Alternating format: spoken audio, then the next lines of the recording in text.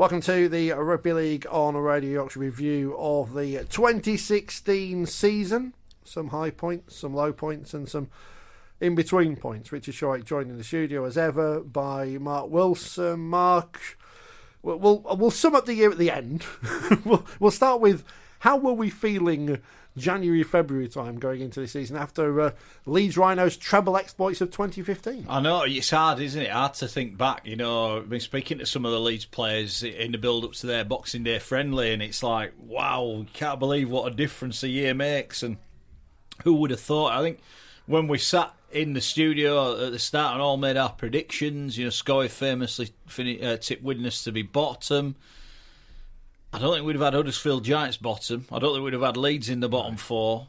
Unbelievable season, really. Same old at the top end. Castleford came close. Horrible injury crisis for them.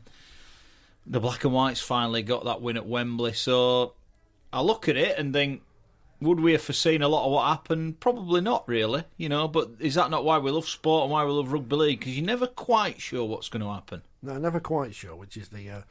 as you say, the great thing about Rugby League, and we still have no idea what will happen in 2017 with the various moves. And well, we might not have any players left, Rich. Well, no, that's true. If they're all allowed to retire. Well, I was thinking about retiring myself, but I don't know if I can get a job in rugby union just yet. So. Well, yeah, you see, I had visions of you retiring and then go to work for the dark side. Oh. That's what it'd be the equivalent of, isn't it, Mr. Solomona? I think my bridges are well and truly burnt with the things I say on air about them, let alone Twitter. We'll start with, before we get on to our clubs individually, we'll go through each one in the Super League. We'll talk about the Championship and League One later. The World Club Series, I think between us we saw every game. Yeah. I was at Wigan and Brisbane, which was nothing like the game they played 12 months before, which was exciting and close. And this one, well, marred, I guess, for Wigan by the injury to Mickey McAlorum. And he was out for the season, which was another thread we'll have through 2016. But they never were really at the races against Brisbane. St Helens against Sydney was, I think, one of the worst games I've seen in a long time. And Leeds just didn't turn up against North Queensland Cowboys. Did well for half. I didn't know how to watch that game. They did well for half, and then ultimately second half got blown away. I mean, deja vu, as so often we've seen England against Australia or club side against Australian club side. It happens all the time. But I think we're all interested in the expanded series and how it would work, but I think what this year did, it proved that with nothing on the other two games, they weren't really the spectacles we wanted them to be. So I'm all for expanding it, but I'm not sure it worked. I think the way forward for the World Club Challenge is that it goes overseas. It goes to America. It goes to Dubai. Whoever's willing to pay for it, they can have it. Let's get some money into our game instead of, you know... It's a tough ask for a British team to win it. I just don't think it at the minute. It's not doing what we need it to do for our sport. That's my opinion. Let's look at the 2016 season in Super League and start. We'll work our way up to the top. I've got the table here. 12th after 23 weekly rounds were the Huddersfield Giants, 6 wins and 17 defeats.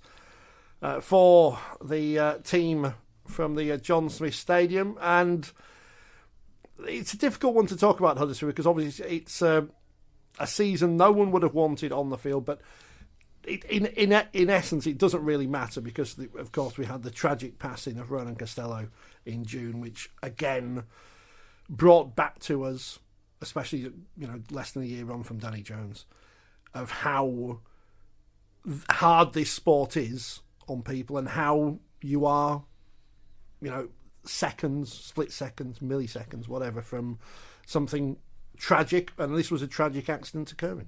Yeah, horrible, wasn't it? And I mean, what a terrible year it has been for the Huddersfield Giants. I was lucky enough to be invited to their end of season presentation awards, and Ken Davey was, you could tell so upset by everything that had happened, and the club have been united behind what happened to Ronan. A tragic accident as it was, and I just think it made everyone just think again about what happens in our sport. We're all quick to criticise players and etc., but they do put their bodies on the line, and every single time they run that ball in, or they try and make a tackle, or they try and catch a ball. So Yeah, horrible. And, it came in... Well, there's never a good time for anything like that to happen, but it just... I think that week as a whole, it summed up Huddersfield's year, terrible year, tragic year. But it also showed, actually, what a class club they are with Andy Kelly, the way he handled himself. I spoke to Andy quite a lot through the process, and at one point I said to him, mate, I don't know how you're coping with this. I said, because I find it hard to talk about it. And I met Ronan once. We did a media day down at the ground. We talked to him on radio and TV Yorkshire, lovely kid. And yet Andy was the glue, I almost feel, that held that club together. He was interim coach as well, wasn't he, shortly after that. So credit to the people involved for what they did at that time and how they handled themselves. Credit to Ronan's family as well. It must be horrible as a parent. I can't even imagine what it was like for them. But it has been a bad year, on and off the field, and even taking that aside, which the club will never, ever do. That'll be with them forever, and it'll be with everyone in rugby forever. But it's been a terrible year. We said at the start, when we make our predictions and we met them in good faith, no one had Huddersfield at the bottom. We thought they might struggle a little bit, but not to that extent. And obviously, then we look at the players at the other end of their career, in Luke Robinson, who was forced to retire at the start of the season, Earl Crabtree at the end, and again, we see the wear and tear on bodies there, and especially in Luke Robinson's case, a key creative player for them that they had to do without for the whole season. Well, if you look at Huddersfield's season, going back to the start, obviously the Brett Ferris saga, Leeds gain was Huddersfield's loss. Which we said at the time, didn't we? Yeah, he moved on. Brett moved on for reasons everyone knows about. Moved on. Light on numbers, brought some good players in. Rapira and Hinchcliffe I thought were brilliant for Huddersfield throughout the season, but their squad was short of numbers. It had an awful injury crisis at the start, and to be fair to Paul Anderson, he put the kids in. The kids didn't let him down, but they just never got back, did they, from that bad start? I think when Paul was sacked, second from bottom, I think they had 4 wins in 16 or something like that, and you're never going to recover from that kind of start.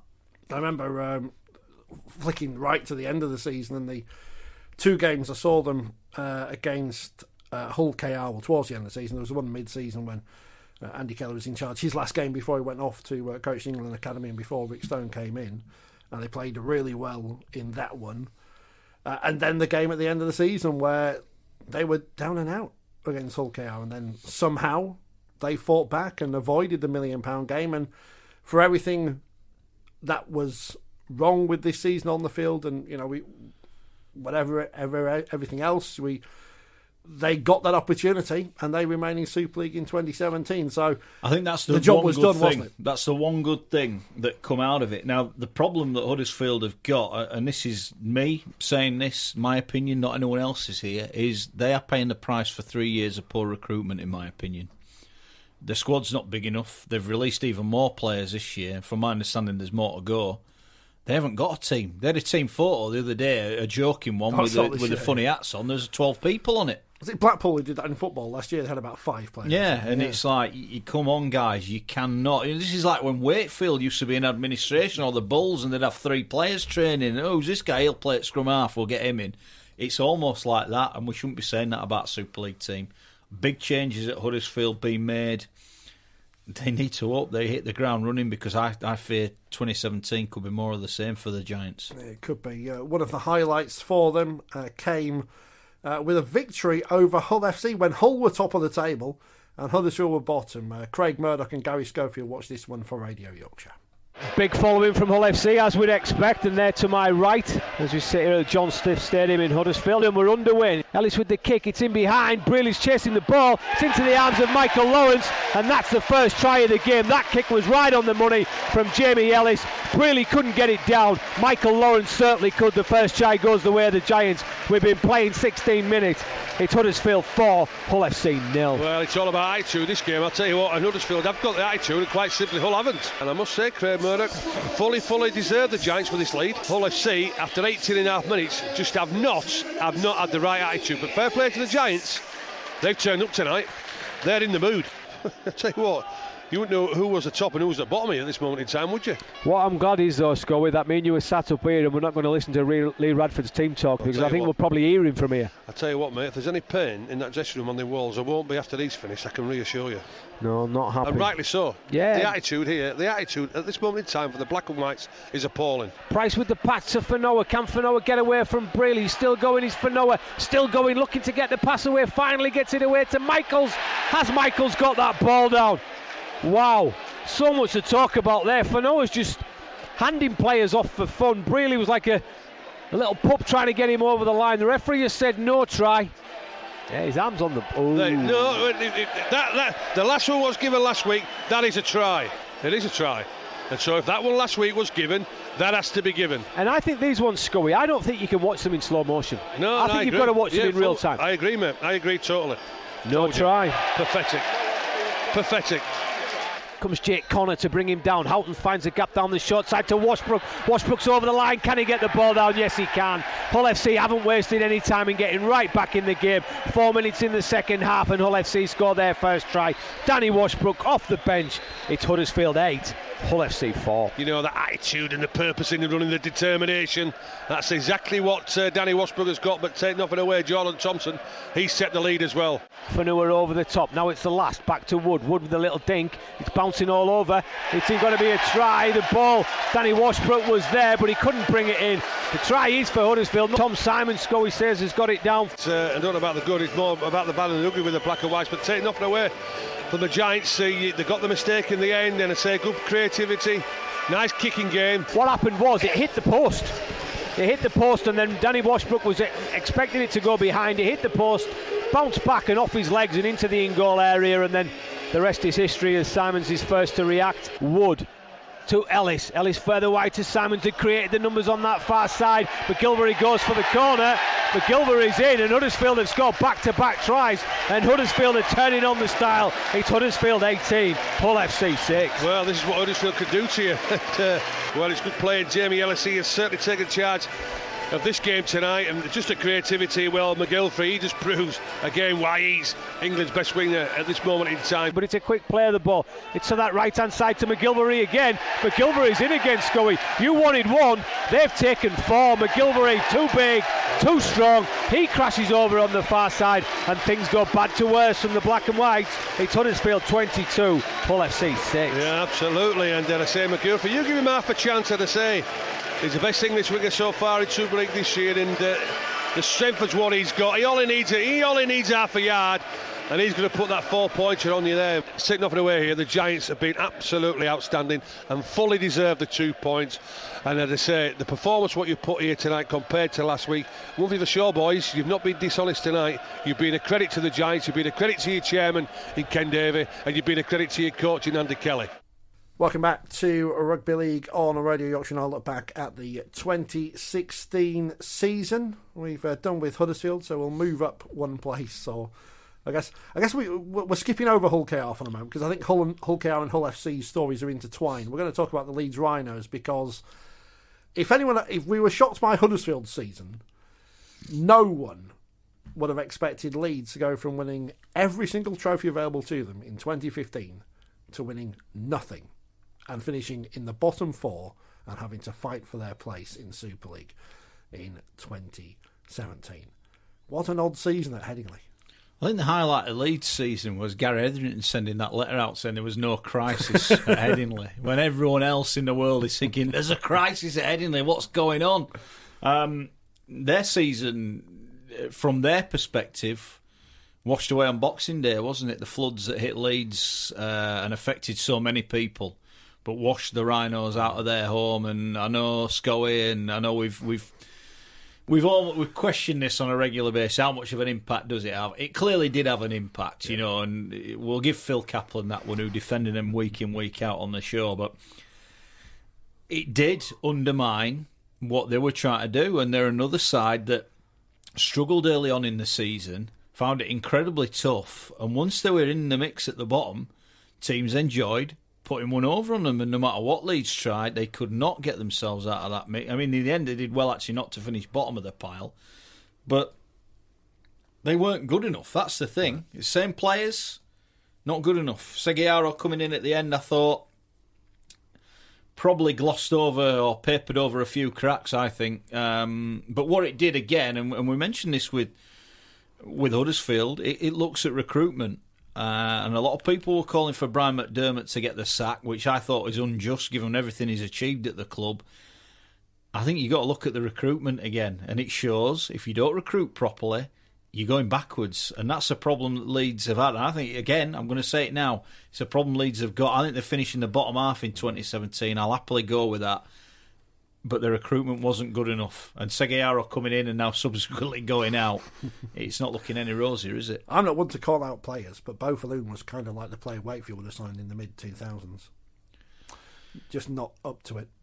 Yeah, and I think when you know, if ever there's a truer statement of a club that was struggling bodies-wise and still leaving him out, I think that says everything, doesn't it? And you know, Falloon's time in England was a miserable one, and he's moved on now. But yeah, disappointing. I just don't think they recruited well enough, Leeds, and obviously the Hardacre story played out, and that didn't help things as well. So you know, you look at bad years, and Leeds have just had one, haven't they? The question is, are they going to bounce back? I don't know. I'm not so sure they are. Do you find it strange that they've let Hardacre go out for another year? Because obviously he's a class player. He was the man of steel 12 months ago. I think if they could have guaranteed sacking him and getting £250,000 for him in a transfer, they would have got rid of him. That's my opinion again. I think they'd too much water had gone under the bridge, and that was it. The line had been drawn, and I think it was best for everyone that he moved on. Went to the NRL, didn't he, midway through the season. Spoke to him the other week at Cass, and he enjoyed every second of it. I think Zach's a guy that needs a challenge, and I think when he'd done everything he'd done in 2015, one man of steel, he needed a new challenge. And you know, with hindsight, you wonder, could something have been done to move him on a bit quicker? But it didn't help. No, it didn't help. But at the same time, there were a lot of injuries for Leeds, but there were also, I think, a lot of excuses from Leeds, and I don't think they did themselves justice. And interesting, speaking to the players now, looking ahead to the new season, they're all saying, we've got to be better. We weren't good enough. No one mentions the injuries. There might have been a passing comment on the gym, you know, how unhelpful it was, and saying now it's nice to be in your own environment this time of year. But I think the players know themselves they weren't good enough. Well, I mean, here's a stat. I'm just flicking through the results from 2016. Leeds conceded 50 points in Super League on 3 occasions. One to Warrington, fair enough. You know, they went on to the but I remember watching that game. It was like me and you were playing. But the other two were against Cass and Widnes. They shouldn't be conceding 50 points, and no disrespect to either of those teams. Well, in the 2016 season, of course. But that Widnes one was it round 2 or round 3? Round 2, yeah, very early it was the week before the World Club, I think, wasn't it? Or the couple of weeks before it, and it was like everyone went, oh, hang on, something's not right at Leeds. And I think we knew from that moment on that they were going to be struggling. So, yeah, like you said, but what I think it did is it showed that aura, you know, no Peacock, no Simfield, no Luluai. The aura's gone from Leeds. It was like when Ferguson left United. I was just about the to make aura the same has comparison. Gone. And while we've got the chance to hurt you, we're going to hurt you. Casted it, went to Headingley and won a couple of times. Teams are not frightened of them anymore. And Leeds have got to earn that respect back. You know, it's the credit they had in the bank's gone now. They've got to re-earn the credit and prove themselves. And to be fair, that team full of winners, they've got to go and win it again, haven't they? And as you say, as much as it's hurt them this season, everyone else has loved seeing Leeds down the bottom. A lot of Schadenfreude there, and a lot of teams have enjoyed it. As you say, Cass scoring 50 points there. Wakefield winning on the Easter Monday. Wakefield finished above Leeds for the first time in a dog's age. It's been... Mate, sport, I was always told from me, sport is cyclical or cyclical. And you'll have your good times, you'll have your bad times. And Leeds this year had a bad time. How long they have bad times will depend on how quickly they can turn it round. But look, as fans of other clubs, and we make no bones about who we support, we're not Leeds Rhinos fans. Of course you're gonna enjoy it's probably the wrong word, but I don't know. When we come in on a Monday and Phil and Gary are there, yeah, but that's only because it's Phil and Gary, and we like taking the mickey out of them, isn't it? But look. Sport is great, and when it's your time, you've got to enjoy it, and when it's not your time, you've got to suck it up and get on with it. They did show signs of life towards the end of the regular 23 rounds. They went to Hull FC and won, and we've got the highlights now of a game at Headingley against Wigan, which we were all at. It felt more like a semi-final than a game between a team who knew they were in the top four and a team who knew they were in the bottom four. Here's the highlights. Mark was alongside the aforementioned Phil Kaplan for this one. All about to get underway then. Leeds in their black strip going from left to right. They're attacking the open terrace here. James Segayaro and Frank Paul Nuasala must be wondering what on earth is going on here tonight. Great catch from Sargentson from the kick-off. Jones Buchanan gets it away. Lillard running across the field. Gets a pass to Watkins who's through a gap. Now Watkins going for the line. Great tackle Tierney, but he spins out of the tackle. And has he got it down?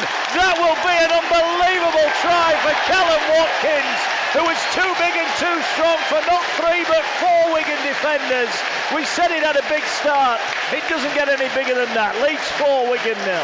Wow.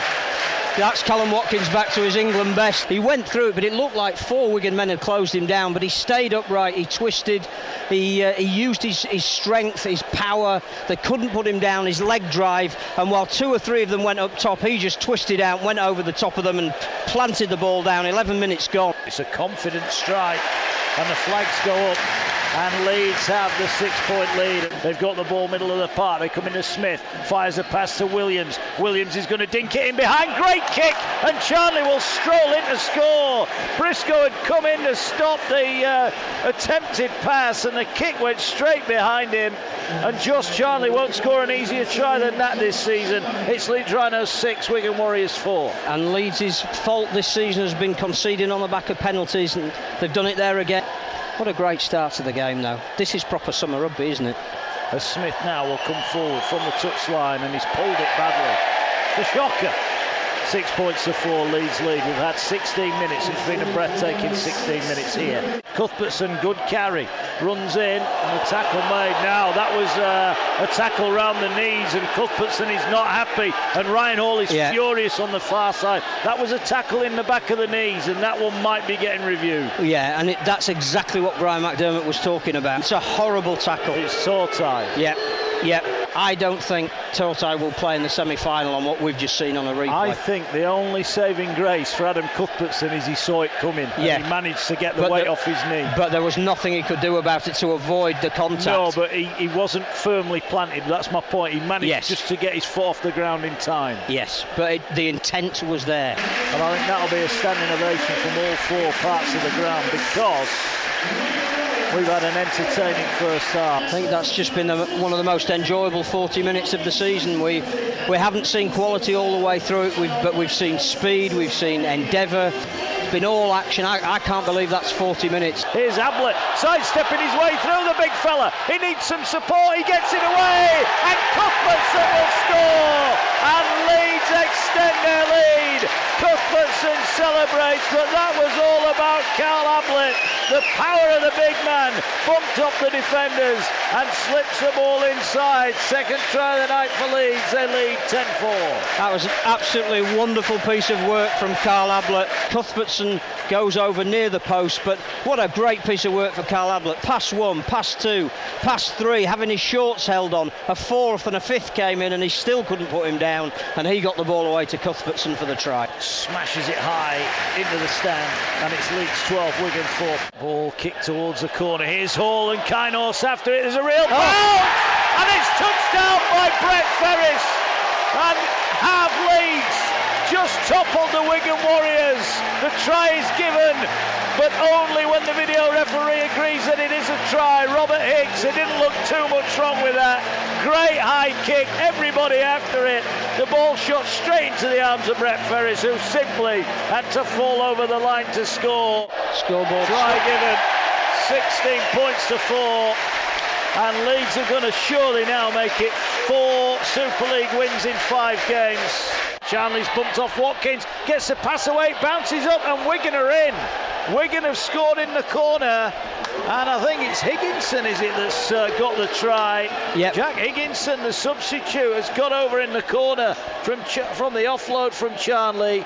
and maybe, just maybe, Wigan are not quite done and dusted. It's Leeds 18, Wigan 8. The ball comes back in now. Here's Williams. He's gone straight through the middle. Williams takes on Sutcliffe, and he's going to score at the side of the post. Sensational footwork from the Wigan halfback, and George Williams might just have turned this game right on its head, because with a kick to come, it's Leeds 18, Wigan Warriors 14. Well, that was just genius from George Williams. He's been threatening to do that all night. He's made a couple of half breaks, and on the last tackle he just held the ball out and thought, I could put in a kick, I could pass, but actually I'm going to back myself. And he went from 30 metres, took one off the ruck, went ghosted through two players, then came to Liam Sutcliffe, just had far too much pace and went round him. They might have one more tackle. Oh, he's played the ball, it's gone forward, and that's it.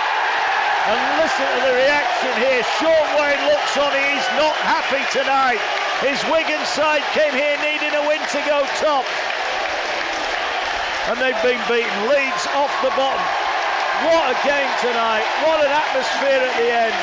The Leeds fans celebrate like they did when they won big semi-finals here in years gone by. Welcome back to the Rugby League on Radio Yorkshire review of 2016. We're dropping out of the bottom four for a short time, and we head to the team that finished 8th after 23 weekly rounds and 8th after the Super 8s, the Challenge Cup semi-finalists, as they were the Wakefield Trinity Wildcats. Now, this is my favourite part of the programme, obviously, and I've carefully curated a nice little highlights package, which will follow shortly, but at the start of the season, Mark, as ever, the experts, 12th, 11th, there or thereabouts, none of us expected what was going to happen, as we've said, with Leeds and with Huddersfield. And what a difference a change in coach makes. We go back very early in the season to the 6th of March, the Catalan Kangaroos winning at the at Bellevue. I think you were at that one, weren't you? I was. Heard him say those words. I witnessed the dismay on Brian Smith's face. That was a strange time, wasn't it? The departure of Brian Smith and his Facebook postings. Yeah, look, I mean, we were lucky enough. We had good access to Brian throughout the pre-season, and he was absolutely bouncing. Yeah. You could tell. They were training down at Featherstone. He was happy with what was happening. The boys were training hard. The facilities were good. They were building up to the new season. A lot of people thought Brian might have walked away. Michael, and everyone thought, oh, his coup, he's kept him. He's got a real coup there. He's kept Brian Smith. And it quickly became apparent. I think they lost to Widnes, didn't they, on the opening day of the season? Yes. And a game which he felt really the Wildcats could have done with winning. And you just thought, oh, here we go again. And I half wonder if that's what Brian Smith thought, I should probably have gone. But I've never been to a press conference where a coach has walked out and the people at the club have been so happy. And that's what, there was no worry, there was no concern. I think people were quite pleased. The ramblings that came out after, I mean, you know, Brian will say what Brian will say, and he obviously is privy to more information than we are, and he's there, and he will determine what he believes to be the facts. But the insinuation that I think was made in some of those messages, it was Michael Carter was not doing his best for the club, which I'm not having that in any way, shape or form. And I think the proof is in the pudding. The coach has been back to the hilt then. The new coach has been back to the hilt now. You look at the recruitment that Wakefield have done, and I would argue, when you look at it on paper, you look at the recruitment they've done, and it's probably one of the best that we've seen. So I know you're the Wakefield fan in the room, but we asked, would you want an owner like Michael Carter, or would you want an owner like some others in the game? And I think we all know what the answer would be. So I almost pitied Brian for coming out. I thought, you're a great of the game, and you're coming out with some tin pot accusations. And if you've got something to say, come out and say it. Point the fingers. Be man enough to make the comment and stand by it, instead of hiding behind the cloak and daggers. But it's interesting, the cloak and daggers and the, I'm going to say beer-fueled rants, because that's only what I can imagine they are. Soon died up, didn't they, when the results turned around under the new coach? And how ironic that the new coach was the one that was sacked because Hull KR lost to Wakefield on the 21st of February by 2 points. I think Hull KR's goal. You know, people talk about karma and what goes around comes around, and I look at the Chris Chester sacking at Hull KR, and I know we'll talk about them later. Disgraceful. if you're going to get rid of him at the end of the season. Yeah, he got to Wembley, they got spanked, but they won every game in the middle eights. Yeah. He would have gone out on a high, reputation intact, keep him in for 3 games, sack him.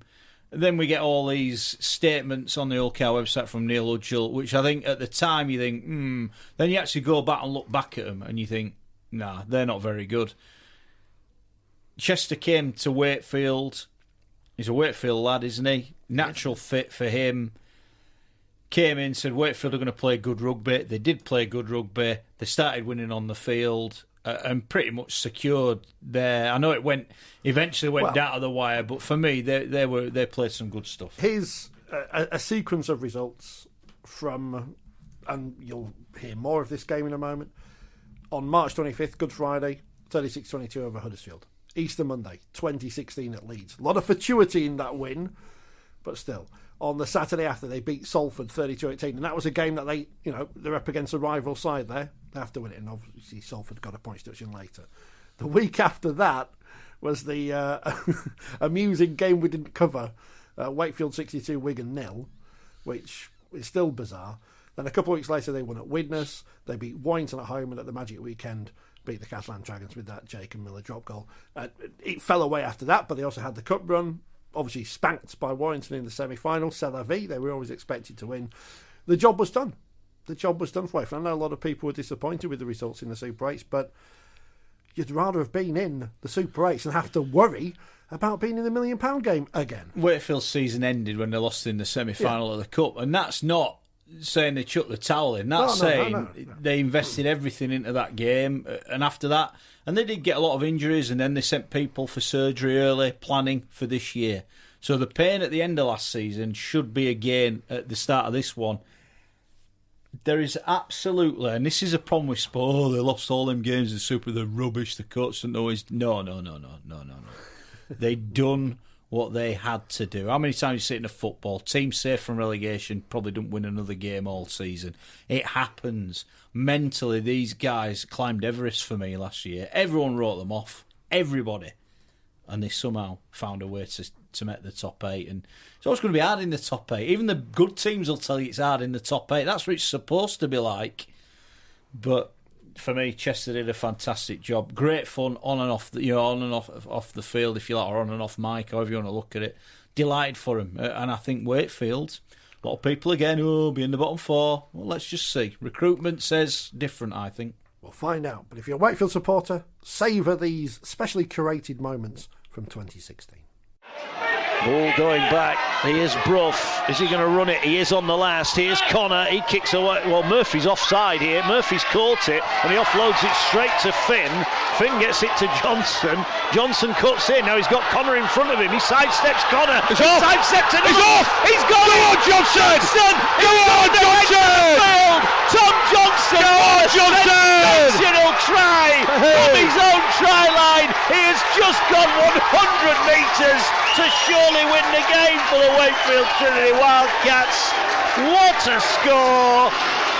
Wakefield lead 28-22, kick to come. I'll tell you what, Mark Wilson, some of these fans here have scored, seen some wonderful tries from the greats that have graced this ground, but young Johnson, geez, there was nothing on for him there. He's 90 yards away from his own try line. He steps out of 1, he steps out of 2, and then he gives the big fend.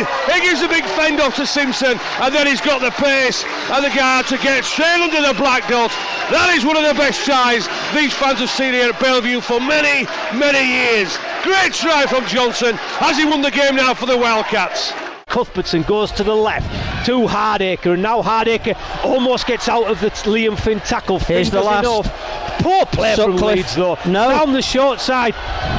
What is Handley going to do with that ball? No. Craig Hall, and Craig Hall's down the touchline. Craig Hall's got too much pace. Wakefield are going to win the game. Craig Hall is going to go 100 metres and he's going to score in the corner.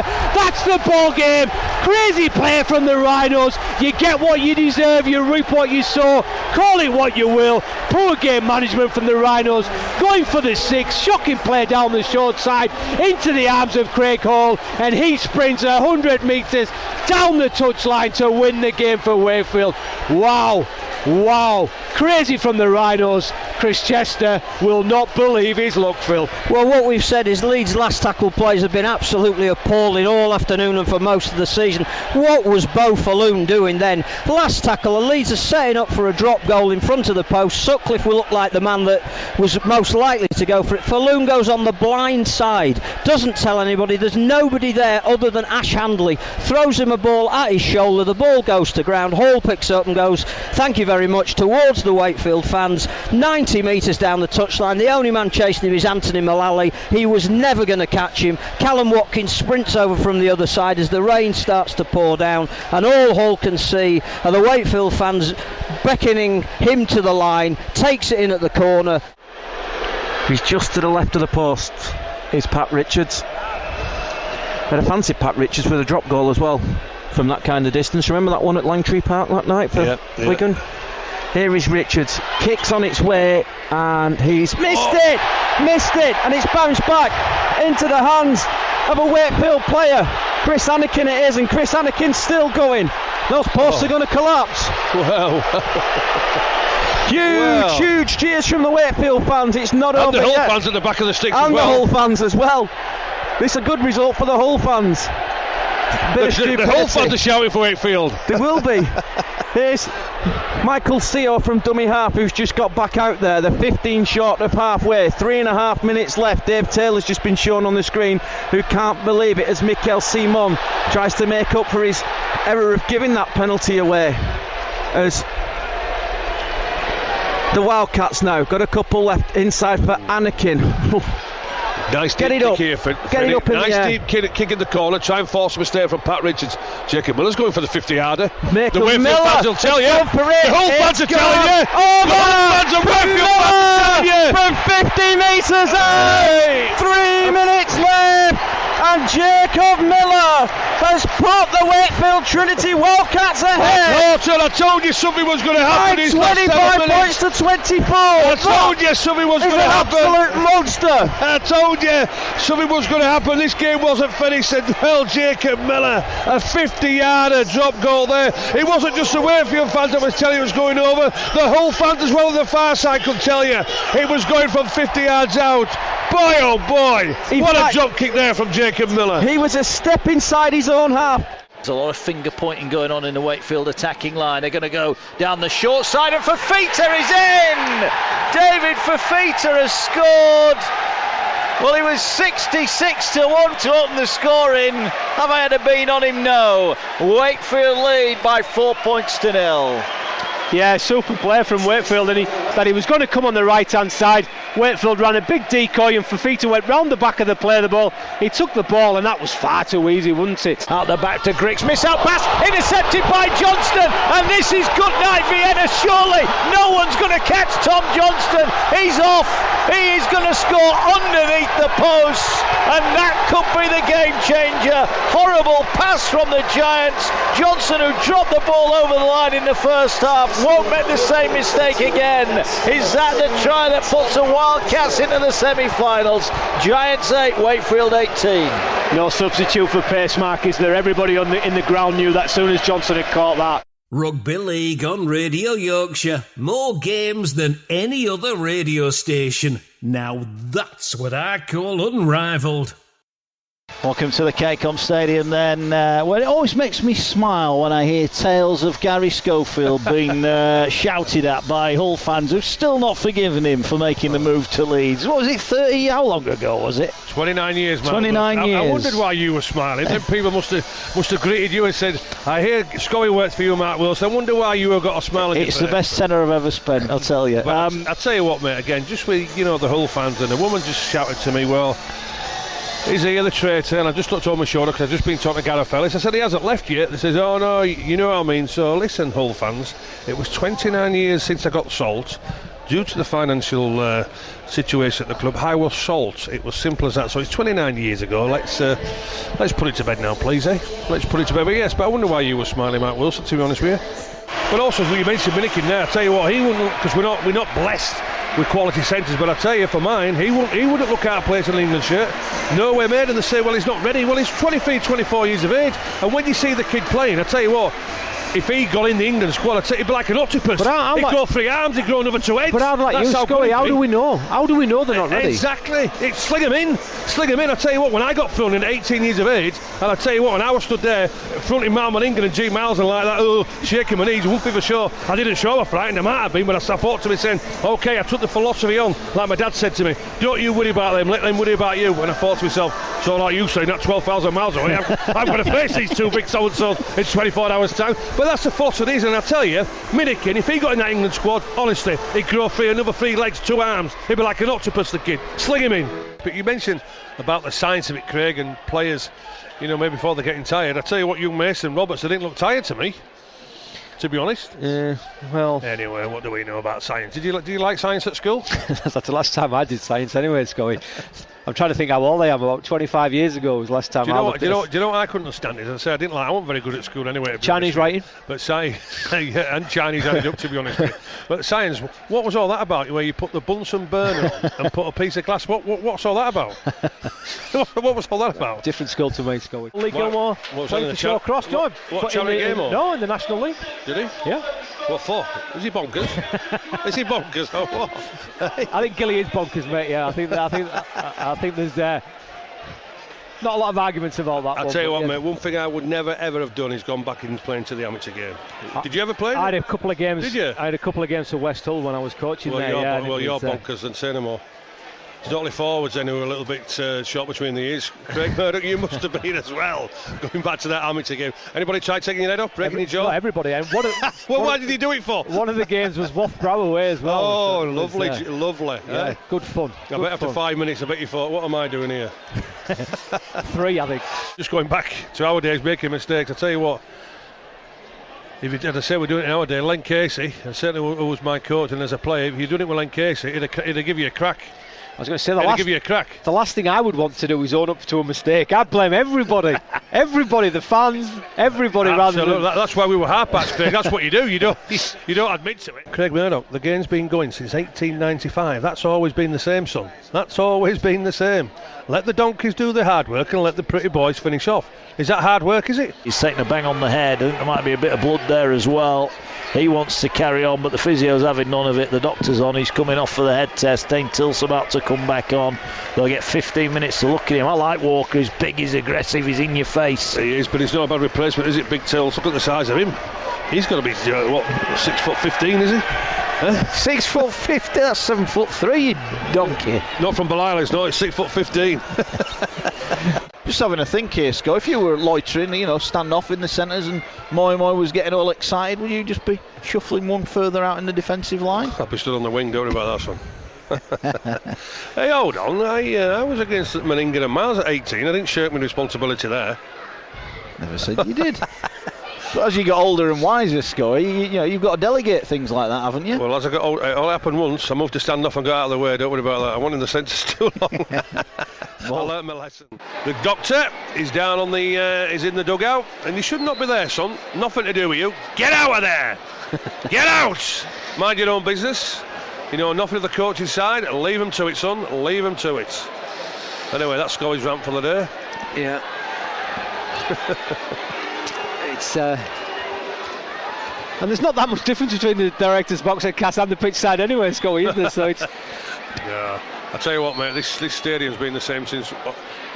All the money that's come in, it's supposed to be for stadiums, supposed to be for this. How many licks of paint has this had since 1996? I said this word a few times on Radio Yorkshire. Rubbish. That was rubbish. What the hell was that? Rubbish. Rubbish. Say no more. There's nothing else to say, son. Nothing else to say. Well, I should be a motivational coach, don't you think? Well, you wind enough people up. I call it a reaction. A reaction. I bet Darryl Powell were delighted that you called St Helens rubbish in your column in the League Express. Rubbish and donkeys and no thoroughbreds. Well, yeah. Listen, Mark, this is why you employ me, son. I can only give an opinion on what I see. It's as simple as that. Right. What must the players be thinking in that dressing room when Mr. Smith is not picking the best player, not picking Adam O'Brien of the hooker? The players must be going, is this coach bonkers? My 3-year-old grandson, if he were watching the Bradford Bulls DVD, he would pick out the kid with curly hair. Sometimes it's a little bit silly. Looks like the lead singer from the Thompson Twins, don't you? You remember that? With that haircut and shaved at the side. Looks like the lead singer from the Thompson Twins. But one thing the kid can do, is play rugby league, and he's a quality hooker. Is he a big Dave Taylor? He doesn't want to come out, and I'm just worried. The Catalans coming out, Craig Murdoch, but one thing for sure, Dave Taylor is not interested in playing this game. Look at him. He might as well be sat with us. No. He might as well be sat with us. Well, I think he'd take all 4 of them seats sat to our right, go with that. There's nobody in. He don't want to play, does he? I think he's 4XL shorts, they say, don't they? That's what he is, 4XL. Don't you be saying he'll fit me, I'm telling you. Don't you be saying he'll fit me, Craig Murdoch. Scully, I'm your biggest fan, you know that, mate. I'm not going to say that. They're chanting my name here now. Keep going. If you keep chanting my name, you'll keep me employed here at Radio Yorkshire. Keep chanting. Thanks very much. We're talking the Castleford Tigers now on the Rugby League on Radio Yorkshire review of 2016. Mark Wilson in the studio alongside myself, Richard Short. And I guess for Cass, Mark, it's what might have been with those injuries at the start of the season to Michael Shenton and throughout 2 key players. Yeah, I mean, wow, yeah. Injuries. When I say key players, everyone. Yeah, they've had to. Andy Lynch went nearly halfway through the season. Ben Roberts barely played.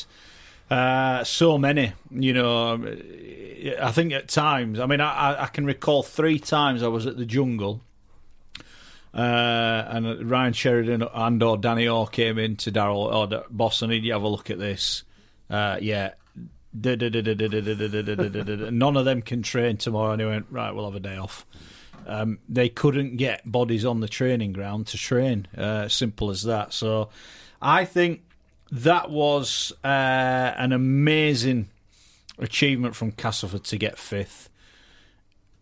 I think they're unlucky. I think they kept everyone fit. I don't think it was a particularly classic year of Super League this year.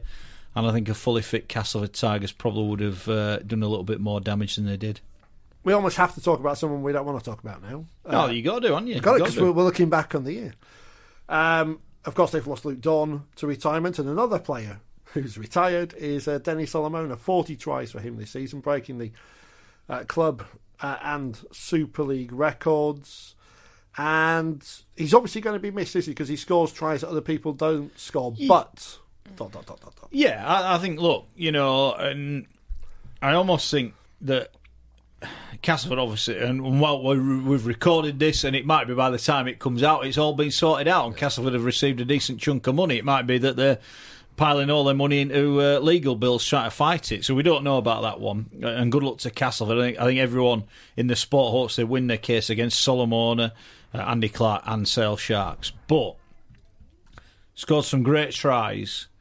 But was it the perfect storm for him?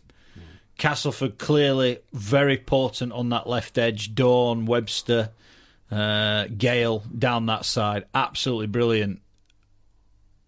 I think anyone, and I think Darryl at times was quick to point this out. Hang on. He's missed a few games. We scored 9 tries. That winger scored 9 tries when he hasn't played. So had he played every game, would he have got the 50? Might have even got more. You also look as well at the end of the season when Castleford were trying to get him to break the record. It was like, let's get it to Denny as quick as we can. So Castleford very much played for him. And hindsight, as they say, is a wonderful thing. I wonder if in that game against Widnes when he got the hat-trick to break the record, if they'd known they were going, I doubt he'd got a pass all afternoon. So, look, Castleford are a very strong side. I think you put any winger worth his salt on that left edge, probably would have got 25, maybe 30 tries. But yes, you're right, we've got to be honest. Probably 10 of them were wonderful tries that probably only he could score. But that's life. Players move on. Players get injured, players move on, players get offered more money. I don't think anyone begrudges him moving. I don't think anyone does. I think even Castleford don't begrudge him moving. It's how he's gone about it. And the big gripe I have, He's always on Twitter, praise to God for this, praise to God for that, and yet he's just walked out and left his teammates that basically have made him the talent. Not made him the talent he is, but Castleford certainly have had an upbringing. I don't remember too many rugby union clubs wanting him when he were on dual reg at London Scholars. That happened in his time at London Broncos. So, look, do we begrudge him the money? No. Do we begrudge him how he's done it? Yeah, most certainly we do. So, look, great player. Shame he's gone. Lost for Rugby League, he's gone. But time will tell. And I guess from Castleford, from a couple of years ago, being so close to the Challenge Cup and the League Leaders Shield, this season is very much what could have been. There's not really much you can say about it because they didn't have a great run in the Cup. They finished where they did in Super League. They could have made the top four, but didn't in the end. But it's what could have been for Castleford. And I guess a game which sums that up is the highlights we're going to bring you now, which is Hull FC versus Castleford from the first round of the Super 8s. Craig Murdoch and Gary Schofield at the KCOM Stadium. Still Cash knocking on the door. It goes left to Luke Gill. Luke Gill thinks about the pass out the back. Dawn links in, gets it back to Solomona, pushes away one defender, two more come in, but he gets the ball away back to his centre partner down the short side. Minikin, first try of the game, Castleford. Great play from Solomona. It was him who made the initial break, and then it was him with the final offload to Minikin, and Minikin had the strength to get over the line. Super start from the Tigers. Their lead 4 points to 0. Oh, what a great start, but I tell you what a great try there from Greg Minikin. He had absolutely nowhere to go. There were defenders in front of him there for the black and whites, but boy oh boy, the determination what the kid showed there. But let's go on about Denny Solomona. What a great take from Matt Sneed's bomb. Through hands to Rangi Chase. Rangi Chase throws one dummy, gets the pass away. It's a chance in this corner, steps inside. Great feat from the winger. Ryan Hampshire, brilliant play for him. He celebrates with the try. Cast double the lead. It's Hull FC 0, Castleford 8. Hampshire with the try. I'll tell you what substitutions there from Darryl Powell, because all four of them have made an absolute impact. Certainly when they're coming from there, and all the forwards, Jewett, McShane and Millington, they've all been involved from there, and they say Big Matt Cook as well, and just making the easy yards there. And Castleford just literally at their very best, just getting it nice and early, nice and wide away from that ruck area. And they say, I tell you what, Hampshire, Craig Murdoch, when he's played, it doesn't matter what position he plays in, whether it's fullback, whether it's six or whether it's on the wing, he doesn't let Castleford down. He doesn't let his coach down, Darryl Powell. I tell you what, Castleford fully deserve this lead. The pass is to Millington, links back with Machine, 5-on-3 if they can get the pass there. Cervello does well, no need to cut out to Hampshire. Back it goes to McShane keeps the ball alive, back to Hampshire. It's still the last, but they've gone from the right side to the left side. Gets the pass away to Dawn, gets the pass away to Minikin, pushes away one, gets the ball back out. It's still on the floor. It's picked up by Luke Gill. That's a contender for the try of this season. What a try from Castleford. Sum that one up, Scully. Castleford go further in front. It's Hull 0, Castleford 14. I'll tell you what, Craig Murray, if that's not classic Castle at the best, I don't know what isn't. That is absolutely sensational rugby league. They created the space, a nice simple run around going from left to right, and they say, well, Max here just keeps the ball alive, and Castleford, they just felt, well, we're just going to keep it going, and all of a sudden, what are we on? 10-12 passes later on, and Luke Gill was the quickest to react. The Hull defence just haven't no idea what's going on in the Castleford attack, but hopefully for sure the Castleford players do. They react, and I tell you what, they're enjoying being out there here tonight, Craig Murdoch. What a great try from Castleford Tigers. To the arms of Luke Gill, linking 3-on-2 on that far side of Matter. Great try from Castleford, fourth one of the game. Luke Dawn is the best in the business for me, playing that fullback linking role. It was quick play the ball from Cervello, who got Cass on the front foot. Luke Gill right at the heart of Hull defence. Linking in was Luke Dawn, and it was 3-on-2. He threw the dummy, backed himself, and he got over the line, and Cass extend the lead. To Rangi Chase, throws the dummy, does Chase, gets the ball away on that far side. What about the pass from Rangi Chase? Brilliant play from the standoff half. The pass over the top into the arms of Ryan Hampshire for his second try of the game, and that's the ball game. Hull FC 0, Castleford 24. That's game over, Craig Murdoch. You called it the ball game over, whatever word you want to put on this, but great play from Castleford Tigers, and what an intercept from Minikin, and they just didn't panic. And well, Rangi Chase, he's just shown signs of his his quality, his individual brilliance, but he's just shown it there what he's got, and he's still got it. He's a kid, maybe lacking a pace or two, but one thing for sure, that vision and that awareness, and I say that individual brilliance, the pass out of the top drawer. Ryan Hampshire gets a double. Castleford, they're going on with the 2 points. There's no doubt about that now, Craig Murdoch. Cello, Abdul to Ellis. Ellis goes forward as Old Faithful for the first time, and that's 63 minutes into the game. Houghton back to Abdul. Abdul gets the ball to Washbrook. Washbrook down the short side. We said about Nil and Scully, it's not going to be today. Michael's in at the corner. First try for Hull FC of the game. It's Hull FC 4, Castleford 24. It is, and that's the first time really we've seen the black and whites go with a bit of purpose and a bit of urgency. And as I say, even with the passing there, it's just so simple when you get yourselves in a bit of good field position and you wanna do it. And I say with a bit of vision and awareness and a bit of purpose in it from there, and it's quite simple. Create the overlap. And I say Michaels, he won't score an easier try. So I tell you what, Craig Murdoch, we've got 17 minutes left to go on the clock. Is it game on again? No. Flat pass, gets the ball away to Bowden. Bowden trying to back his way over the line, can't do so. Can Hull FC create a try? This is maybe where they struggle. Abdul, ball to Washbrook. Washbrook's over the line. That was good from Hull FC. Big carry from Pritchard.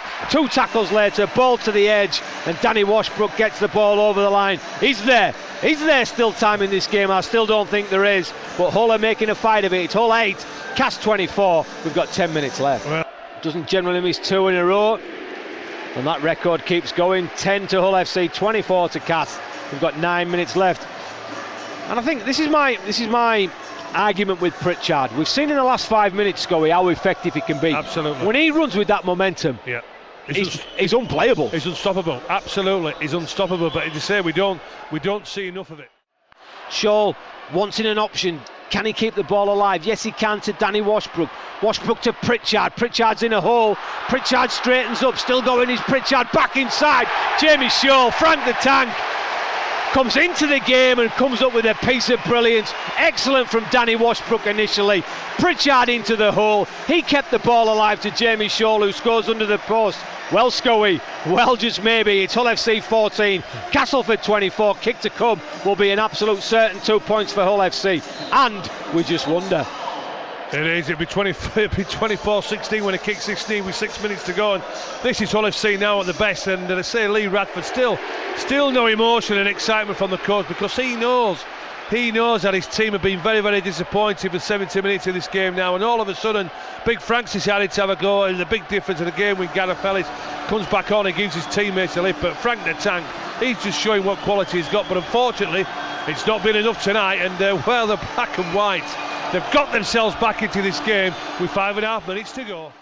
All hit the floor. It's all the posts are swaying as the big guys are banging into them. Milner's at dummy half to the right hand side, and then a little pass back to the inside to Millington, and again the post swinging as the big guys hit them. Milner's out of dummy half. How quick was the play the ball there from Castleford? Hull FC don't like it. The referee stopped the clock, but Castleford haven't waited around.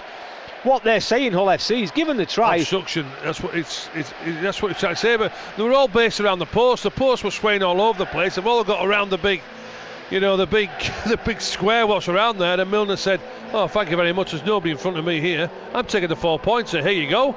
I think Hull FC is saying we weren't ready for them to play the ball. Well, it's tough. It's a quick play the ball. It's tough. Yeah. Hey, this is the 4 pointer. Simple. Yeah. Only to drop goal. Milner, then you're only looking at it once. Yeah, nothing to argue about that one. Hull FC fans have seen enough now. They head for the X's. Cass have deserved this victory. All of 10 minutes where Hull FC played from 63 to 73. Apart from that, it's been all Castleford, and Milner has just pinched one from dummy half there. He makes the scoreline. Hull FC 16, Castleford 28. It'll be 30 points here now once Luke Gale, he'll slot this over between the post. Right, it's underneath these, and I say it's a great victory for Cass. And as we mentioned before the game started, the team what they put out here tonight, they were coming with plenty of intent. They wanted to put a marker down, and they now were looking from 6 from 7. Now they're looking 5 from 6 to get themselves back into that top 4. Luke Gale finishes this game off and finishes the scoring, and I say Castleford fully deserve this victory. 30 points to 16. Welcome back to the Rugby League on Radio Yorkshire end of season review spectacular. I'm not sure what to call it. We've been talking about the Super League for the majority of the programme. Let's dip down into the Championship and League One. Start with a brief look over League One. Not really a great season to write home about for Yorkshire's clubs. Keighley missing out on the playoffs, as did the Hunslet Hawks. York City Knights barely finishing the season, and we hope they have a much better 2017. Congratulations to Toulouse and to Rochdale, who gained promotion to the Championship. I'm sure we'll be seeing them in action next year, especially with Sheffield moving to Wakefield, which is helpful for us as a radio station. But we talk about the Championship, we talk about the Leeds Centurions obviously finishing top, winning the Shield for the second successive year, and more importantly, gaining promotion automatically through the Super 8s, and we'll come to the ramifications of that in a moment. But in the qualifiers, and we'll talk about the positives first, Batley and Featherstone qualifying. Featherstone, who missed out the season before, and Batley coming from nowhere as a semi-pro side, finishing third in the table and getting plenty of paydays. It was a great season for the Batley Bulldogs. Well, I think the season started off for Batley by beating Lee, didn't it? You know, a wonderful achievement. They got off to this great start, and you wonder, oh, they're not going to keep this up, are they, surely? And I think they had a blip, they got a Swinton and lost, or one of the teams near the bottom, and they got beaten. You thought, that's them done. But they kept coming back, and they kept coming back. And then when the pressure was on right at the end of the season to get in that middle, the middle eights, and they did find the wins that they needed. And you know what? You think fair play. John Key did a great job. The chairman did a great job. The players have outperformed themselves. They really have. And I know they didn't get the results they would have wanted in the eights. But I'll say what I said about Wakefield getting there, or achieving their goal that no one gave them a chance to do. Once they'd done that, it didn't matter what happened in the eights. They got there, and you hope, you know, Poison Chalice, look back at the teams who got in the eights last year from the Championship. Bradford going bust. Sheffield, awful season. Halifax, financial difficulties. It's terrible what's gone on, really, when you look at it. So hopefully Batley won't get that curse. You know, they'll kick on and they'll use the money. And a new coach, obviously John Kay's moved on to Wakefield. Matt Diskin comes in from the Bradford Bulls. He must be delighted with the choices in life he's made in the last 12 months. But it's going to be interesting how they do it. I believe he's been working him hard, Matt Diskin. I know the players have regarded it as a bit of a step up in intensity, but you're going to look at Batley now, and Batley's big test is, can they follow it up? Can they get in the four again? And you look at the Championship for next year, and you see no reason why they can't. London looks strong. Obviously, Ulker will speak about them. They'll look strong. So the other two spots wide open, I think. So Batley have done really well for me. Great story. Underdog story. Got their rewards, if you like, and hopefully that will be to the bettering of everyone associated with Batley. Now, the great positive for Yorkshire is that the top four in the Championship Shield, all from the White Rose County. Dewsbury have had a great parts of the season, but finished, you know, where you would expect it to be in eighth. Sheffield, disappointing season, especially after last year, as you say, in seventh, still homeless, and now having to play the games at Bellevue, which is a disgrace to the people who run the city of Sheffield, but that's politics for another day. Halifax in sixth and Bradford in fifth, and Bradford went on to win the Championship Shield, which masked over well, it didn't really mask any problems, did it? Because we all knew about it, and the Championship Shield final was just a nonsense. Yeah, non-event. I think Bradford were in it before the playoffs started. They already qualified for it. So, look, you know, that doesn't tell it. I remember Scully and Craig commentating on that game against Sheffield, who they beat 80-odd-0 2 weeks prior. It was a non-event, and no Bulls fan worth his salt will take any pride in that winning that Championship Shield. Their season ended when they lost at Featherstone. You would argue the Bradford Bulls might have ended when they lost at Featherstone. A gutless display. Jimmy Lowe's left partway through the season, citing personal reasons. It seems he didn't get on with the powers that be. They brought in Rowan Smith, who was a bit of a left field appointment. Nice guy, not got anything to say derogatory about him as a person, but a little bit wet behind the ears, I think, if you're going to be honest, when he came in. And, you know, even going to Featherstone, asked him about the slope, he laughed it off, and no one in Championship Rugby laughs off that slope at Featherstone. And they lose 20-0 or something. They got humiliated in the end, Bradford. And it's going to be interesting whether Bradford, and again, by the time this goes out, we might know the fate of the Bradford Bulls, but at the time of recording, it's still in the balance. In my opinion, they need putting out of the misery. I thought that relegation from Super League would have done that, Rich. But the problem is, whoever takes on the claw, whoever's taken it on, has got this illusion of grandeur that Bradford is still a big club. They're not. I'm a Bradford lad, I'm a Bradford fan. They're not a big club anymore.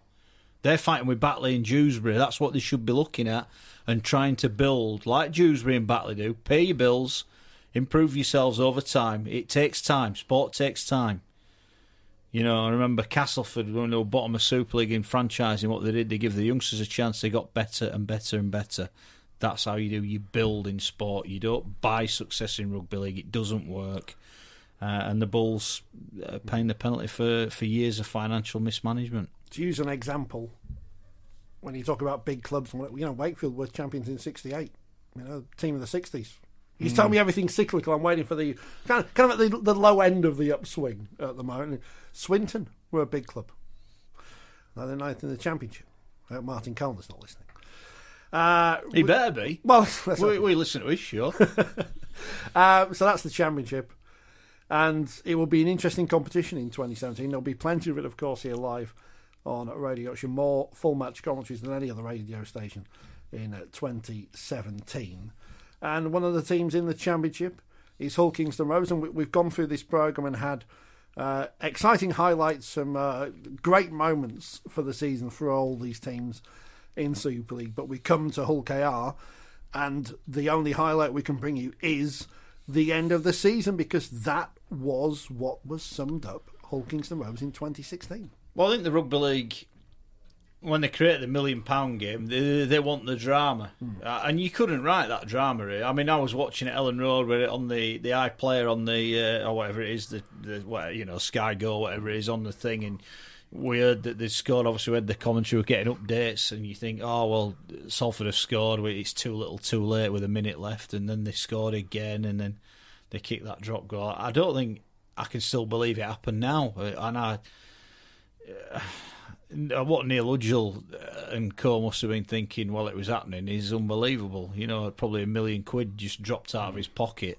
But that is life. And, you know, we talk about things being cyclical or cyclical. And then we talk about karma, you know, the sacking of Chris Chester. They didn't appoint a new coach until right at the very end. James Webster in charge. The Albert Kelly scenario when he went and he was suspended. Jamie Peacock seemingly in charge, but not actually putting his head over the parapet to take the flak. But he trundled the ball up a few times. Him coming back, sad end really. You know, we're all at Old Trafford and cheered him off a champion. We didn't want to see him come. It's like the boxer coming back just for the, you know, for whatever, the money or whatever. Why? He'll say obviously not about the money, but why do it? Were the team any better for him in it? I don't think they were. You know, we all talk about this leadership myth. What they needed is someone to get them round the pitch, not take 10 drives up and go off again. Should they have gambled on Albert Kelly? Did they make a stance? And it's, as I said, it's all right having, what's the word I'm looking for? Morals, yeah. But do they pay the bill in the championships? And they're not going to do, are they? They're in the championship now because they took a stance on Albert Kelly. If Kelly would have played, I think they would have been safe. He didn't play. They weren't safe. They got relegated. We understand Peacock offered his resignation at the end of the season. In my opinion, he should have gone.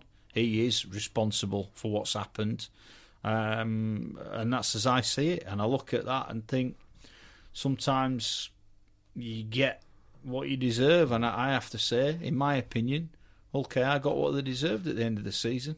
But the facts of the matter are, if you look at those final two games of the season, and I was at the game against Huddersfield the week before, the £500,000 game or whatever you want to call it, they should have won that game.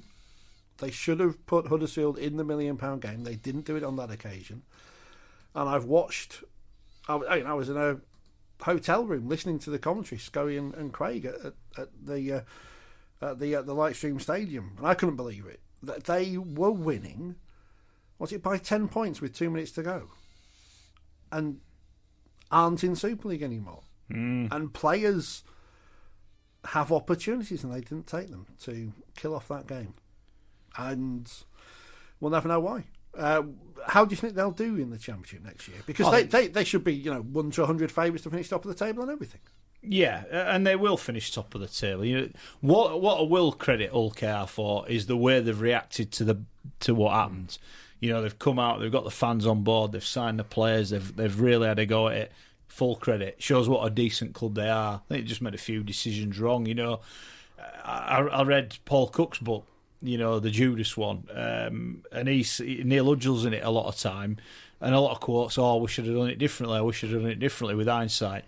And I would imagine if you interviewed him about last season, I think he would say a lot of the same things, I wish I'd done it differently. So lessons need to be learned. But what I will say is class response from Rovers.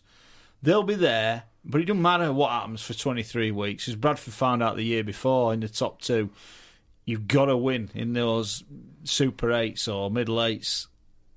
Whether they will or not, I'm not so sure. I really am not so sure for Hull KR.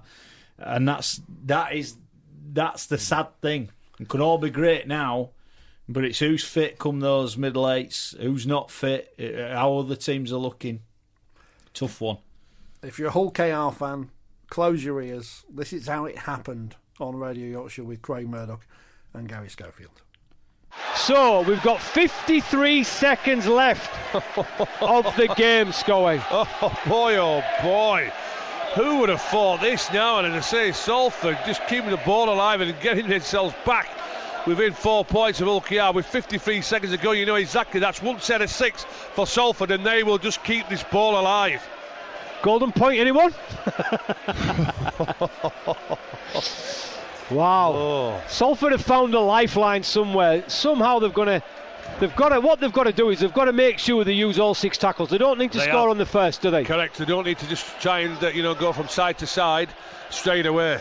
Mantellato makes sure that he's not put the ball dead. That's first off. It's into the arms of Dobson, who'll hand it on to Griffin. Griffin will be tackled inside his own 20. Evans, who's got a brace, will pick up from dummy half and he'll scoot across. What Rovers can't do either is give away a penalty.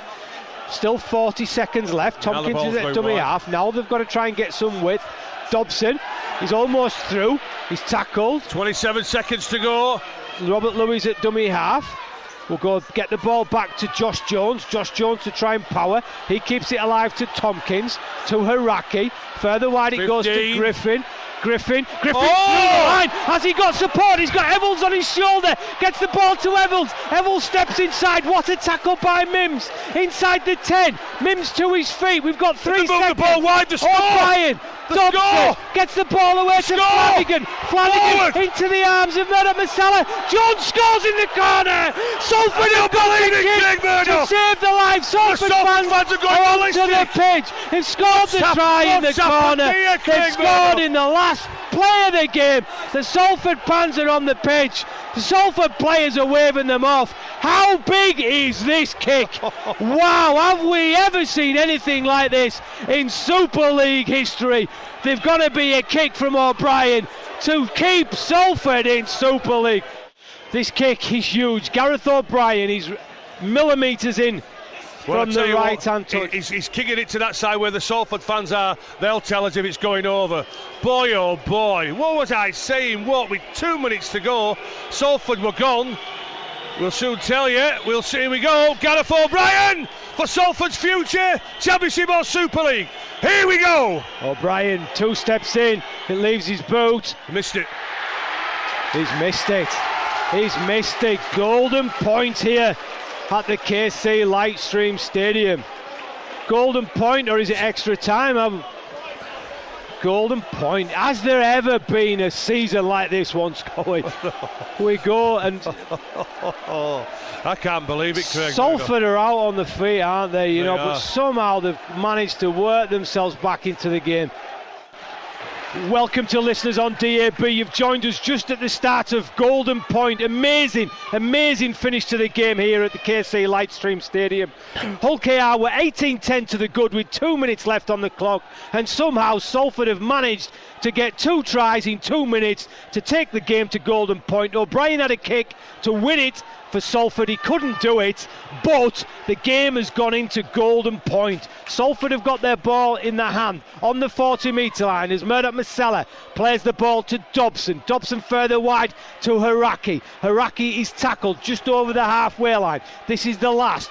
Dobson's there. Does O'Brien go for the field goal? He's had a go. He's got it. He's had a go. He's got it. He's nailed it. He's got it. He's absolutely nailed it. I don't believe it. What a kick from Gareth O'Brien. Hull KR dropped to the knees. 43 metres out. The Salford fans are going up. The Salford are going ballistic. Salford leap their Super League hopes and their dreams alive. They're here to fight another day next year. What a kick from Gareth O'Brien, and from death's door, Salford have found a way to keep their dreams, their Super League survival alive, and nobody in this ground expected that kick from Gareth O'Brien there. He couldn't do it with the conversion. 6 tackles later, he does it with a drop goal. Wow, just wow, and wow.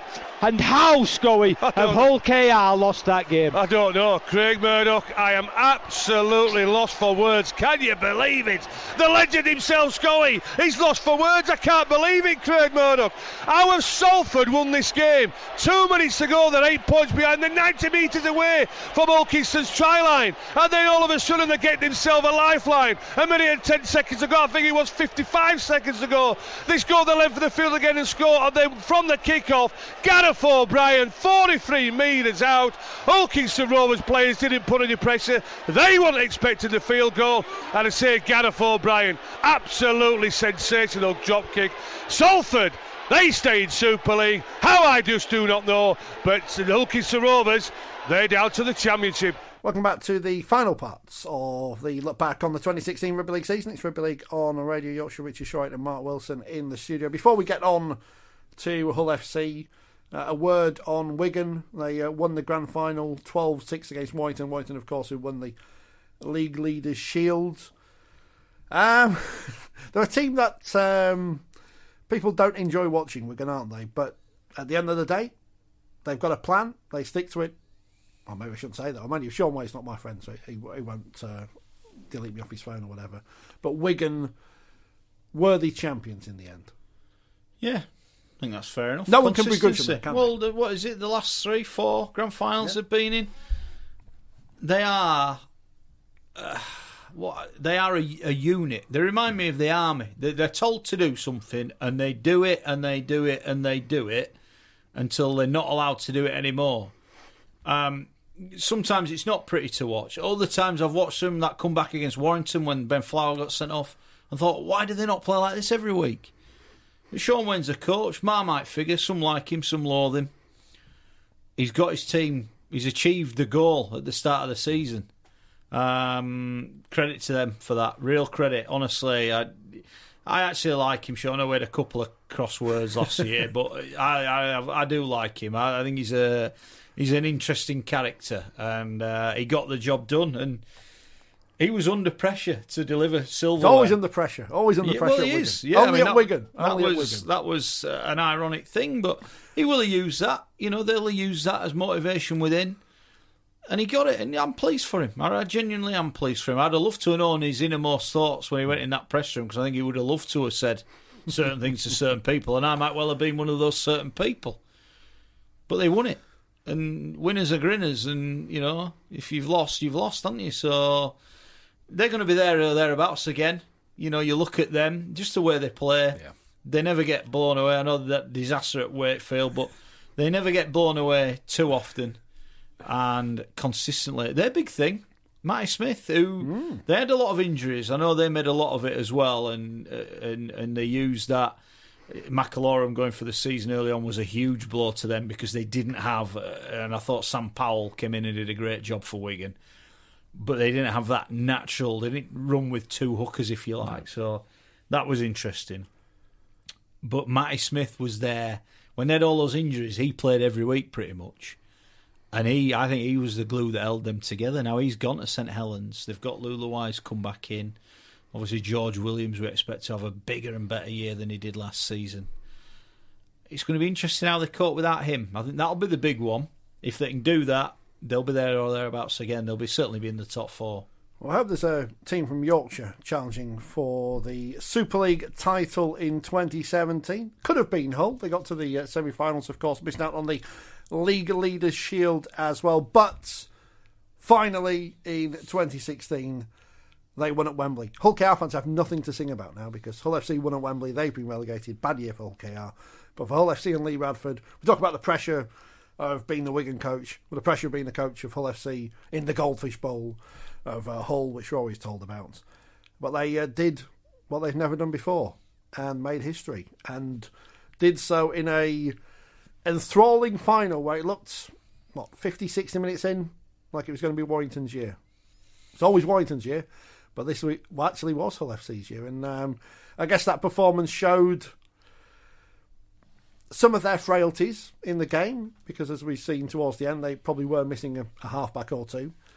But a lot of tenacity, a lot of quality young players, and that ability to put the right plays together at the right time. Well, we talk about recruitment, Rich, and you look at the recruitment they did some good business. They brought in some good players. Not all of them worked out. You know, Frank Pritchard probably didn't have the year you'd want from a marquee player, and he's moved on, but they brought in good players, and they played some great rugby at times, and I watched them thrash St Helens in the cup.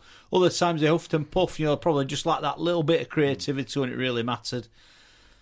And I'd love to think now, with the experience they've got now, having a look at them doing the last month of the season again, having won at Wembley, I think they'll learn a hell of a lot from that. They couldn't carry it on, and even then in the playoff they very nearly got there, didn't they? They were a try short against Wigan.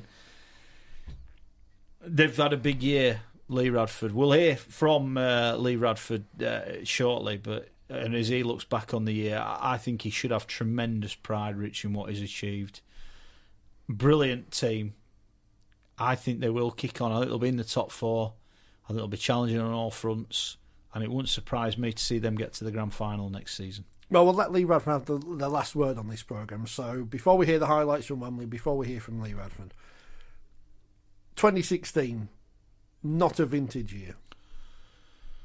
No. We talk about quality and the number of games that you've been at. I still love going to the Rugby League, don't get me wrong. I'd rather watch Rugby League than football. A bad game of Rugby League is still better than a bad game of football. But look, that's how it is. And Rugby League, we used to go and have probably 10 games where you think, wow, privileged to be there. Probably not as many as that.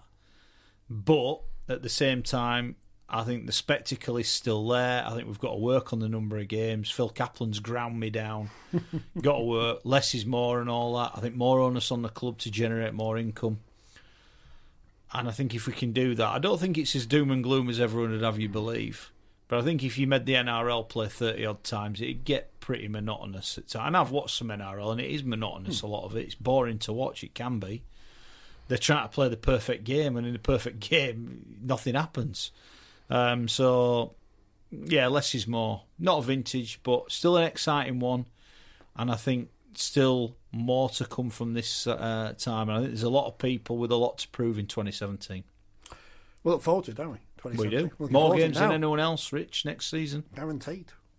Make sure you're with us, because you'll hear more like this. We'll hear from Lee Radford in a moment, then his summation of 2016. But to close out this programme, here we head to Wembley. It's August, it's sunny again, and it's Hull versus Warrington with Craig Murdoch and Phil Kaplan.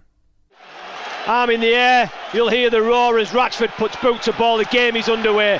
The Challenge Cup final here at Wembley. Hull FC against Warrington. Jamie Shaw catches the ball, and first drive is a good carry from Liam Watts. Great offload from Hull FC and Minicello. Hull FC are inside the 10, and Liam Watts, who's got a bit of energy, gets his arm free, and the ball's back to Houghton. So this is 3 offloads on the bounce from Hull FC. Can Bowden force his way through? No, he can't. But he's only 10 metres away from the line with lots of tackles remaining for Hull FC. They'll go to the right. Not the best pass, but it's into the arms of Tumavavi, who goes further wide to Raj. It's intercepted by Sandow, and Sandow's going to put 80, 90 metres. Michaels is chasing him. He won't catch him. Good night, Chris Sandow. Here comes Shaw. Can Shaw get him? Oh, you bet he can. Great work. Michaels was never going to get there, but Shaw was. Dwyer's going to try and pinch it from dummy half. Can Dwyer get over? Yes, he can. That's harsh from Hull FC. It took something special to get through the defensive line. Sandow intercepted and went 90 metres. Shaw got back somehow and brought him down, but they're on the resulting player. It's into the arms of Matty Russell from Brad Dwyer's initial scoot at the line, and he gets over, and Warrington take the lead. It's Warrington 4, Hull FC 0. Harsh. 194 minutes the Hull FC defence lasted then without conceding a try. But that's over now, and it was Pritchard who's been pretty good for Hull FC since his introduction. As you say, a huge bit of luck as well, because he just batted it up into the air. It could have gone anywhere, but he reacted first. Gidley adds the extras, and it's Hull FC 0, Warrington 6. Sandow's in the pocket. He's going to play the double bluff, and he's going to run it, and he comes up with an error, and it's gone forward into the arms of Toby King. That's half time, and that'll be half time, and he'll go the hooter. 40 minutes on the clock. It's not been the high scoring game that you and I thought, Phil. It's been gripping. There's been mistakes in both sides. It's been hot, it's been sticky. But the game, as we go into the sheds, is certainly still in the balance. Gidley, as you say, from right in front, successful with his first attempt, kicking into the sun. Hull's right edge, Warrington's left edge, as they attack the line, he's bathed in sunshine. Kicking towards the Warrington fans as well. Yeah. We're right behind it, so we'll know pretty soon if he's good. Oh, he's missed it. He's missed it. That's a shocker. That's a let off for Hull. Yeah, and it was a poor contact, wasn't it? It was. Fluffed it right off the boot, and Hull can maybe take a bit of confidence from that. He's not been great the full game, Gidley, has he? He's been one of the Warrington players. We've not seen anything from Ben Curry as of yet. Clark with a bit of pace, and Clark's into a gap, 2-on-1 on this far side. He's got the ball into the arms of Curry. Curry up against Shaw. He's too quick. He's Ben Curry. And Warrington score the second try. What about the pace from the back rower there? Gidley from the touchline. He missed one earlier. Has he drifted that one in? No, he hasn't. He's just to the right of the post, so it's 10-0 it remains. Mane Fanui stood in front of him. Now it'll come back to Sneed. Sneed with the little kick over the top. He had time. It's decent. Fanua rises. Fanua gets the ball. Fanua scores for the black and whites. They are back in this game. Hull FC and Mark Sneed with the boot. He's done nothing ball in hand, but boy can he kick when it matters. Mark Sneed round the corner. Hull FC fans will tell you. There's the answer, Phil. The hole in Trinity, 40-20, kick to the corner, and the icing on the cake, the 2 points over the top. Hull FC 6, Warrington 10. Then it's into the arms of Sneed. Sneed further wide to Fanoa. Fanoa into the arms of Michaels. Michaels will step on the inside, and he'll go back against the grain. Good defence from Matty Russell, just outside the 20. This is the last. Hull FC going down a channel there, and Mark Sneed puts in a kick. What's he gone down that route for? Fanoa knocks the ball back inside. It's into the arms of Jamie Shaw. Jamie Shaw will score into the post for Hull FC. Hull FC are back and level pegging with a kick to come. Again, it's Mark Sneed with a kick from absolutely nowhere. Mane Fanua, as he did for the try, he jumps up, gets the ball, keeps the ball on the inside to Jamie Shaw, and his first real attacking opportunity.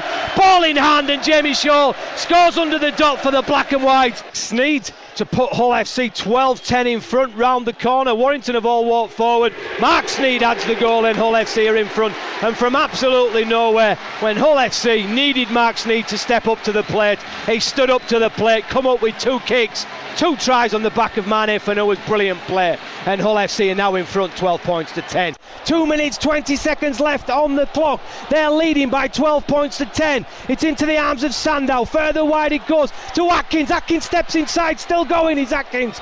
Somehow Washbrook makes the tackle. Now it's to Sandow. Sandow floats it across the far side to Curry, who for me is the danger man. Can he get over the line? Curry wins it for Warrington. Curry's over the line.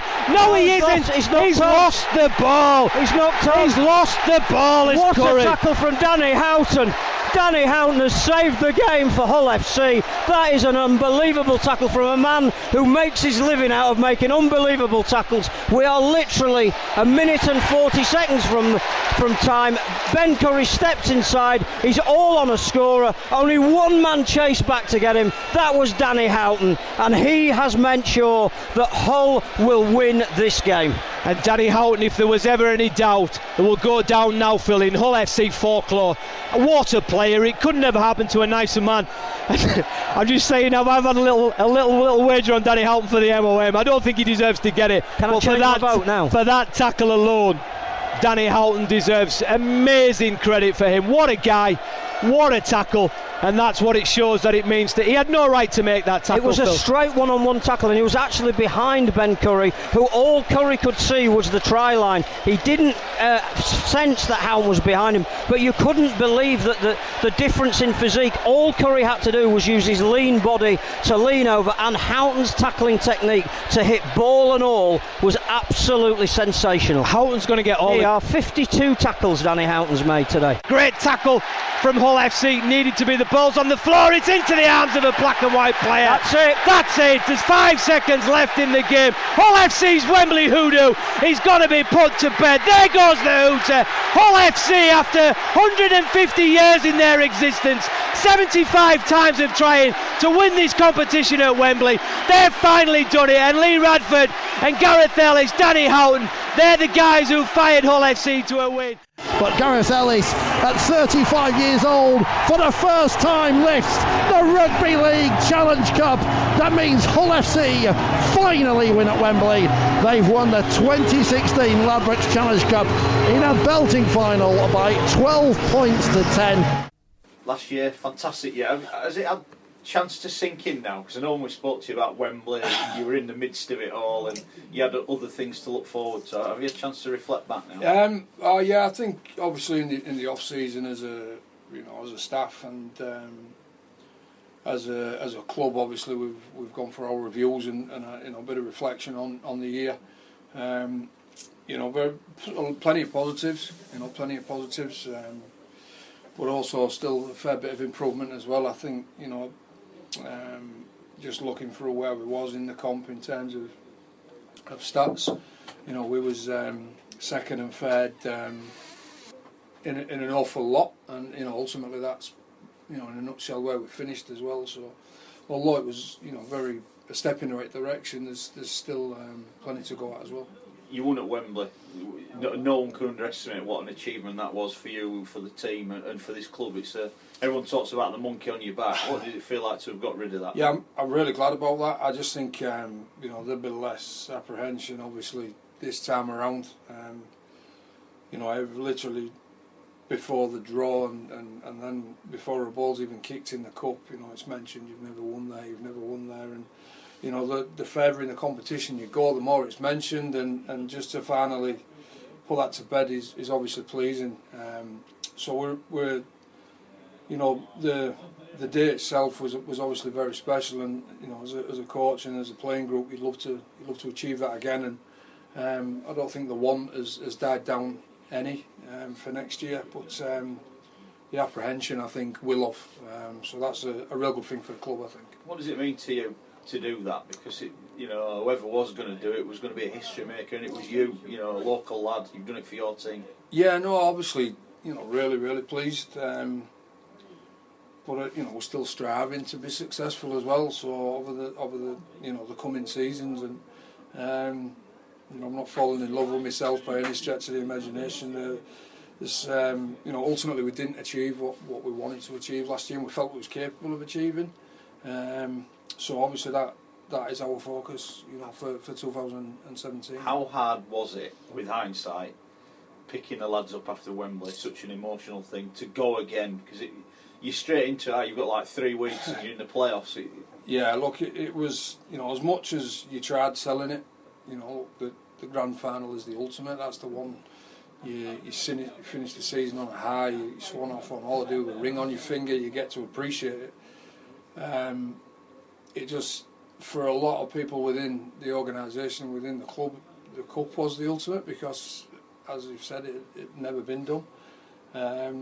So it was a tough sell. I think, mentally it had a massive knock-on effect, obviously, in the games leading up, and to the point where we got to Wigan and got to half-time and thought, we have a chance of getting to a GF here. So hopefully we can learn from our experiences, and if we don't, we're very foolish, and hopefully we can be in a position again, obviously, to to be able to learn from it, I suppose. You had a lot of player movement last year. That's been kept to a minimum this year. You're building from a very strong base. You've added a bit of quality in there. Yeah, I think year one, obviously in charge, there was a 14-player turnaround, which was is not healthy for any organisation, and when that happens, there's obviously, there's something wrong with the foundations, and when I took the job, I felt there was, and then last year was a seven player turnaround, and this year 4. So we're certainly, heading in the right direction in terms of our squad, and there might be even less next time, and if there is less next time, then it's a sign that we're probably doing things right, I think. Albert Kelly, is it a gamble or is it a no-brainer? Yeah, look, it's a real funny one. It's I spoke to him yesterday, the day before. And, every paper you pick up, is a risk. And he's mentioned in the same sentences as Chrissy Sandow and Todd Carney and Dave Taylor. And for me, there is no risk involved. We was where we was anyway. We've got 2 players in Carlos and Jake Connor who will feature there throughout the year at some point, and are very comfortable playing in the 6th position as well. So he's coming to that point in his career now where probably chances are running out at this side of the world. He's coming to that age where naturally he matures anyway, but he's been good since he's come through the door. And if I'm him and I'm picking the paper up every day and reading it's a risk, that's a pretty good reason to want to prove a lot of people wrong, and hopefully that's what he's about. That's in his makeup. And the benefit for you is, of course, he's been in this city. He knows what rugby league is here, doesn't he? That's got to be an advantage to him, hasn't it? Yeah, I think it probably eradicates the will they settle or what they settle, and will the family settle. All that's already in place, which is good. But I'm looking forward to him playing. I think he'll add to a very good squad. I think what he brings is anticipation and the ability to finish from deep, and I think that's, if you're looking for our squad, there's probably only Jamie Shaw that plays that way and that style. So I think he's going to contribute massive for us. You're a team of winners now. Have you noticed a change about the lads as they come in? I've noticed a lot of improvements in sort of the third tier of the squad. In 12 months, their skill set physically they've come on leaps and bounds, and that's really, really pleasing. Because naturally, if their skill set and their fitness improve, then the quality of session does, and for that to happen, then the group improves. So that's something I've been really pleased about this pre-season, and the fact that nobody's right behind the 8 ball. Where we had a couple last year. They've all turned up in good shape and looking to make improvements on the game. You had a great year the past year. The year before, a very tough one. Have you learned a lot? Is the overall experience you've had, has that taught you so much? I think the year before was the one I learned from. We finished 11th, and I think had it not been for Bradford, getting the points deducted would have been in a real dogfight of relegation, which for a club of our stature is, it's unheard of, or should be unheard of. So that was a tough year, and I learned a lot about myself that year, and I learned a fair bit about some of the individuals that are still within the group as well. And then, like I said, from 11th to 8th to 3rd, I'd like to see that progression continue, and that ultimately that is, the end result is what we're striving for. And finally then, looking at it this year, I guess you're going to tell me you want to win everything, you want to win every game. What would be a realistic target, do you think, for you boys? Well, we want to be competitive in the top end of the competition, and to do that you've got to pick points up consistently, and you've got to make sure in them cup performances you bang at it. And I think realistically we've got a squad that is capable of that. I've been asked a couple of times, do you think teams will take you a little bit more serious this time round? And I think after 10 rounds last season we was being considered as a threat to the competition, and we handled and adapted to that really well. So I don't think that'll be the case.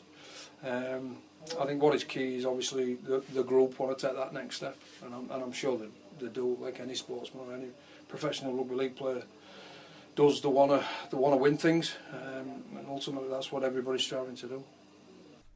Rugby League on Radio Yorkshire. More games than any other radio station. Now that's what I call unrivalled. 15 away from his own line. Scott Moore out of dummy half. The Wakefield fans saying, he's offside, he's offside. They're all offside. I think they even shout offside when they're warming up.